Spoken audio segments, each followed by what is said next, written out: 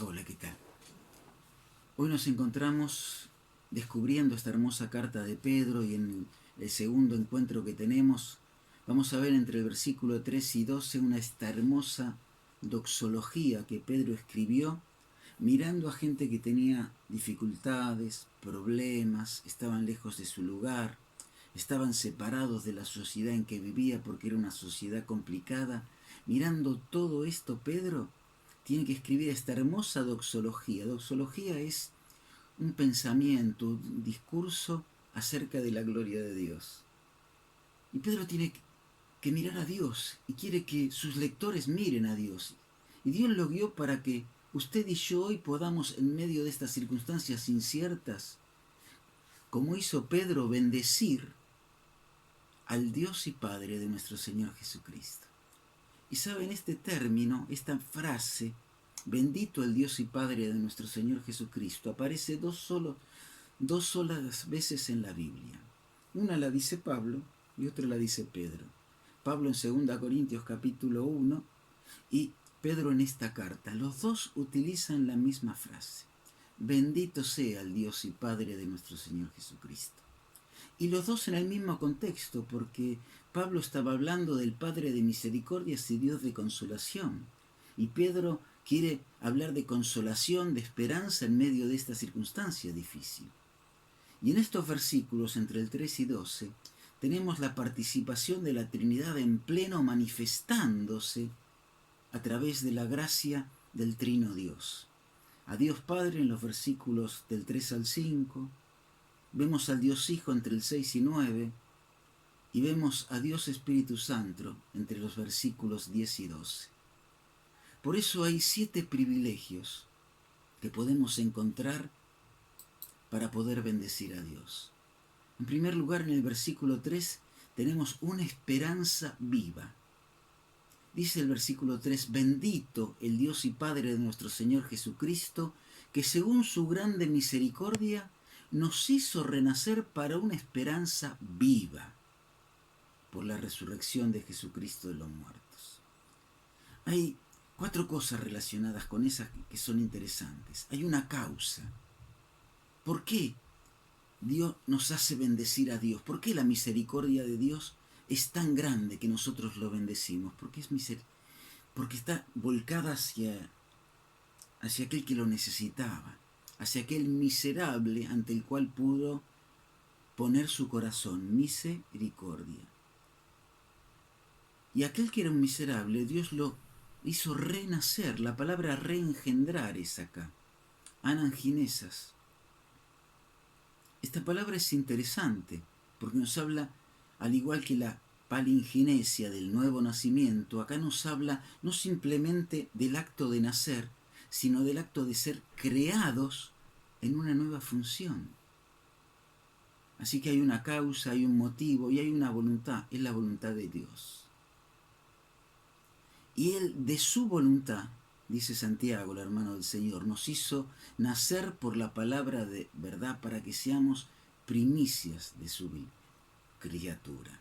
Esta es una obra de Dios, porque es voluntad de Dios, porque es obra del Espíritu de Dios, y hemos nacido por el Espíritu de Dios, dice Juan capítulo 3, y porque es obra de la palabra de Dios, que lo vemos en 1 Pedro 1, en el versículo 23, un poquito más adelante, y también en el texto que utilizamos acá de Santiago. Ahora, el propósito de esto es una esperanza viva, pero la palabra no es literalmente viva, sino viviente, porque es un verbo presente activo, y es un participio acusativo, que quiere decir de cuánto. Es una esperanza viviente. ¿Cuánta esperanza tenemos? ¿Cómo vivimos con esa esperanza? Y esto es fantástico, porque Dios lo garantiza, la resurrección de Jesucristo de entre los muertos. Pablo decía, si Cristo no resucitó, vana es nuestra esperanza, pero Cristo resucitó.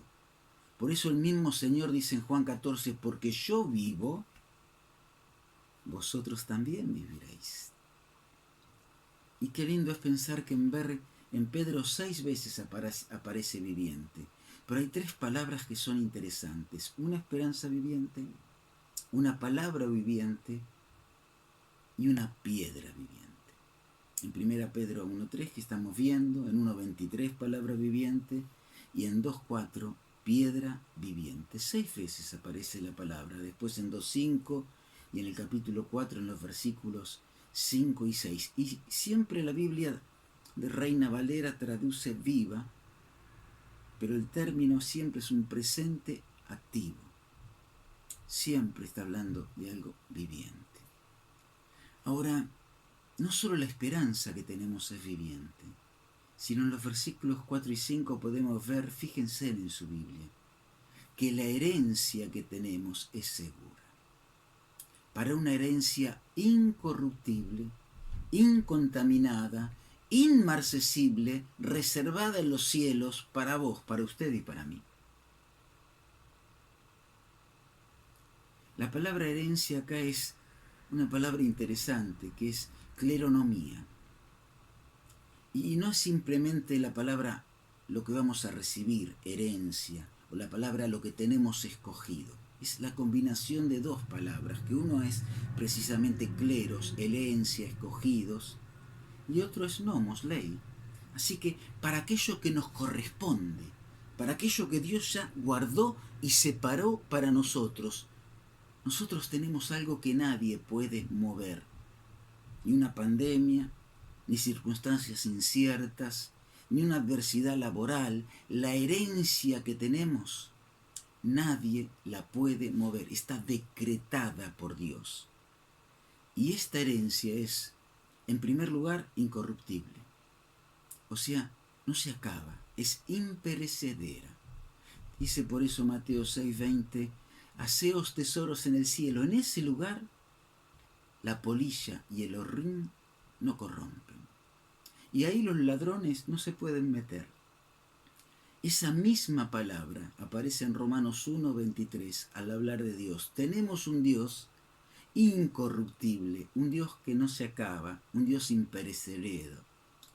Y corona el uso de esta palabra porque en 1 Corintios 9:25 está hablando precisamente de la corona y del premio que vamos a tener, una corona incorruptible. Tampoco el premio se va a perder. El premio no se acaba, está allá y nos está esperando. Porque no solo es incorruptible la herencia, sino que también es incontaminada, no tiene defecto, no se va a manchar. Por eso también dice que es inmarcesible, no se deteriora, así como es, no pierde vigencia ni poder. Por eso también utiliza la palabra inmarcesible, no mengua, está en el lugar que está. Y esta palabra no solo es, esta herencia, que tenemos, no solo es incorruptible, no solo es incontaminada, no solo es inmarcesible, sino que es intocable, está reservada en los cielos para nosotros. Y acá la palabra que utiliza la Escritura es la palabra tereo, la está cuidando, vigilando, custodiando. ¿Sabes quién? Dios. Dios. Qué fantástico que es eso, Dios la cuida. Por eso podemos decir junto a Pablo en Gálatas 5, nosotros por el Espíritu aguardamos por fe la esperanza de justicia. Y cuando Pablo dice aguardamos, dice esperamos seguros totalmente. Esta herencia que tenemos es así, y esto es lindo. Porque no solamente tenemos una herencia, sino que en tercer lugar tenemos una salvación que Dios preparó. Dice el versículo 5 que sois guardados por el poder de Dios mediante la fe para alcanzar salvación que está ya preparada para ser manifestada en el día postrero. ¿Qué está diciendo acá Pedro? El verbo que está utilizando de guardados habla de una acción continua, de vigilar. Es custodiar un fuerte militar. También la usa Pablo en Filipenses 4. Y es el sentido de lo que dice el Salmo 121, versículo 5, de un Dios que nos cuida. Pero qué interesante que acá la palabra que utiliza es: los estoy cuidando. La salvación la tengo yo protegida y no le quito los ojos de encima. Esta palabra se utilizaba para cuando Pedro estaba encarcelado ahí en el libro de los Hechos y el celador los estaba vigilando, mirando que no pase nada. Por eso es lindo darnos cuenta que la obra de Dios es una obra activa. Somos guardados por el poder de Dios. Es un verbo presente, pero también es pasivo. ¿Por qué? Porque ya está guardada. Lo único que tenemos que poner nosotros es la fe. Ya la recibimos, ya la tenemos ahí. Solo debemos confiar en Él. Y los creyentes somos salvos, hermanos. Somos salvos ya de la pena del pecado, es a través de la justificación, del poder del pecado a través de la santificación. En el presente lo estamos siendo. Dios obra de nosotros y lo seremos de la presencia del pecado aquel día que estemos glorificados totalmente en el cielo. Esa es la salvación que está preparada, que está ya lista. Es como si dijera: todo está dispuesto. Nuestra salvación está así en el cielo, reservada hasta el momento en que Dios quite el velo, sea revelada, saque la cortina y vos y yo estemos presentes allá y podamos verla. ¿Y cuándo es eso? En el tiempo postrero. Los judíos hablaban de tiempo pasado y de tiempo futuro, de dos edades, la pasada y la futura. Dios nos habla de un tiempo presente intermedio que la Biblia llama los últimos tiempos. Y se refiere precisamente a nosotros, a la Iglesia de Dios. Por eso trae esto, en cuarto lugar, una inmensa alegría. Hay una esperanza viva, hay una herencia segura, hay una salvación preparada, pero también, hermanos, nosotros tenemos alegría, en la cual vosotros os alegráis. En lo que Dios preparó está hablando, dice el versículo 6. Aunque ahora por un poco de tiempo, si es necesario, tengamos que ser afligidos. Dice a estos hermanos a los cuales Pedro les estaba escribiendo de Galacia, no las estaban pasando muy bien. Y nosotros tampoco, quizá. Algunos pierden trabajos, otros cobran menos, otros no pueden salir. ¿Cuántas circunstancias hay? Pero acá Pablo dice: ahora os alegráis, vosotros os alegráis. ¿Y saben qué palabra usa? Os alegráis mucho. Y es una palabra que se traduce literalmente saltar de alegría, agaliao. Y es una palabra que lo podríamos traducir exultar. La traducción Dios habla hoy la traduce llenos de alegría. Dice: hoy podemos estar exultantes en lo que Dios preparó para nosotros. Preparó para usted, hermano, y preparó para mí. Por eso, aunque ahora tengamos que ser afligidos, y la palabra afligir aquí, lipeo, es la palabra entristecer, angustiarse. La palabra afligir en la Biblia tiene otros sentidos. En 2 Pedro 2 habla de atormentar. En Tesalonicenses capítulo 3 habla de tener presiones. En Lucas 8 habla de acumular las presiones. Bueno, tiene varios sentidos esta palabra, porque la traduce en varios términos griegos y siempre en castellano se traduce afligir o casi lo mismo.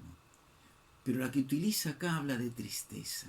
Y esta angustia, esta tristeza, es ahora, dice Pablo, aunque ahora os tengan que ser afligidos por un poco de tiempo. Algunos piensan que un poco de tiempo se refiere al reloj cronológico, pero no está hablando de eso. Dice literalmente en la versión griega: aunque ahora tengáis que ser afligidos un poco. No está hablando del tiempo, está hablando de la dimensión de la aflicción. De la dimensión de la aflicción. Ahora mismo, es un adverbio que se podría traducir ahora mismo. Y agrega por un poco la palabra oligos, diminuto. Por un poco. Esta aflicción es poco. Es un poco. Y al decir por un y traducir la Biblia sí nos hace pensar en tiempo. Pero está hablando de la dimensión. Y Pedro dice, debemos alegrarnos porque es poca la presión que tenemos, por más que a nosotros hoy nos parezca mucho. Claro, algunos fueron muertos y Dios la llama poco. Algunos fueron aserrados y Dios dice esta leve tribulación momentánea a través de la pluma de Pablo. Porque Dios está mirando la eternidad y la gloria. Es como cuando usted y yo nos esforzamos por aprobar una materia, una carrera, por aprobar un trabajo y ser aptos en él. Es decir, nos esforzamos y el tiempo parece, mientras lo estamos viviendo, inalcanzable, pero cuando llegamos valía la pena. Y Pedro te dice, vale la pena. Aunque estas pruebas sean diversas, y la palabra poikilos es de muchos colores, aunque estas pruebas tengan muchos matices, tantos matices como tiene tu vida y la mía, tus problemas y los míos, no son iguales siempre. Usted, hermano, quizá en este momento se encuentre en un tiempo donde tiene más trabajo, hay muchas áreas en las cuales tienen más trabajo pese a la crisis. Diferentes ramas del área alimenticia, diferentes áreas de sanidad. Y otros están atormentados por no tener trabajo o por perderlo. Tienen muchos matices las pruebas y las dificultades.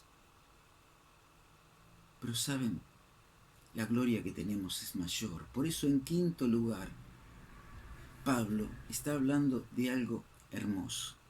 Dice el versículo 7, para que sometida a prueba vuestra fe. Para que sometida a prueba vuestra fe, mucho más preciosa que el oro, que aunque perecedero, se prueba con fuego. Y nuestra fe, cuando sea probada con la dificultad, con la aflicción, va a ser hallada en alabanza, gloria y honra aquel día cuando estemos con Jesucristo. La prueba es la de nuestra fe. Y para Dios, no para usted, para Dios, nuestra fe, su fe y la mía, es preciosa, más que el oro. Es preciosa, más que el oro. Y de la misma forma que los orfebres purifican el oro a través de la prueba, tu fe está zarandeada con la prueba, para que quede lo puro. Pero aquí en el versículo 7 no está hablando de la misma prueba del versículo 6 que dijimos que era una aflicción que probaba, que tentaba. Acá está hablando de demostrar, de examinar, es la palabra docomión. Examinar, habla de aprobación de la confianza, no de peirasmos, que es la otra palabra. Así que podríamos traducir para que demostrada nuestra fe, exhibida nuestra fe, aprobada nuestra fe, sea hallada digna de la honra del Señor aquel día que estemos allá. ¿Y hallada digna de qué? Miren, es hallada digna de alabanza. Dios quiere hablar bien de esa, quiere recomendar tu fe. Como hizo un día de Job, ¿viste mi siervo? Y Satanás decía, no tanto, pero Dios le decía, ¿viste? Para que tu fe traiga gloria a Dios, esplendor en el cielo, esplendor en la nueva vida, que la vida es la eternidad. Esplendorosamente tu fe se va a manifestar en la eternidad que vamos a vivir con Él. Y esto va a traer honra de Dios, va a ser valioso para vos cada vez que Dios te mire, cuando estemos en la eternidad. Porque el día que sea manifestada, el día que Dios quite el velo y nos encontremos cara a cara con Jesucristo ante el tribunal, ahí va a alabar, ahí va a ver la gloria, ahí vamos a ver lo valioso de tu fe y de la mía. es que el objeto de la fe no es simplemente es eso y ese día. El objeto de tu fe y la mía tiene que estar centrada en el Señor, mucho más que en lo que nos va a dar el Señor, porque el Señor es más glorioso que todas las cosas que nos va a dar. Y como vimos antes, esa salvación ya está preparada. Y la fe permite alcanzarla.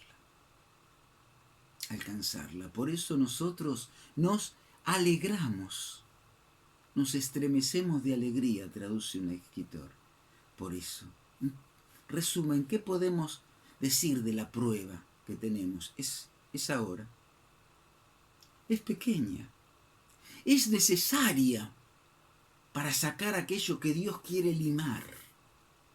Siempre duele y nos aflige. Y en cada uno y en diferentes circunstancias tiene muchos matices. Pero mire, en el versículo 8 y 9 nos dice algo más. Nos dice que esto da un gozo inefable. Por eso dice, a quien amáis sin haberle visto, en quien creyendo, aunque ahora no lo veáis, os alegráis con gozo inefable y glorioso, obteniendo el fin de vuestra fe, que es la salvación de vuestras almas. Vamos a ver este texto que es muy hermoso, porque tiene que darnos aliento y tiene que enseñarnos a vivir este tiempo de prueba. Hoy no vemos físicamente al Señor, pero Él le dijo a Tomás, bienaventurados aquellos que no vieron y creyeron. Vos y yo no le vimos cara a cara, no le tocamos como Tomás las muñecas abiertas. No vimos el costado abierto ni los pies, pero le vimos por fe en la cruz. Y por fe sí percibimos el dolor que todo eso le causó y el dolor que no simplemente los clavos le causaron, sino mi pecado y el tuyo le causaron. Por eso tiene que llevarnos a tres actitudes: a amarlo porque creemos en Él, a alegrarnos porque lo vamos a ver, y esa alegría es inefable, indescriptible, podríamos decir. Y hay tres cosas inefables en la Biblia: la alegría, su palabra y el gozo. Perdón, la alegría, su persona, su palabra y el gozo. Su persona en 2 Corintios 9:15, su palabra en 2 Corintios 12:4 y el gozo aquí. Y esto es futuro, porque lo vamos a recibir. Y esto es futuro, porque será cuando obtengamos el fin de nuestra fe.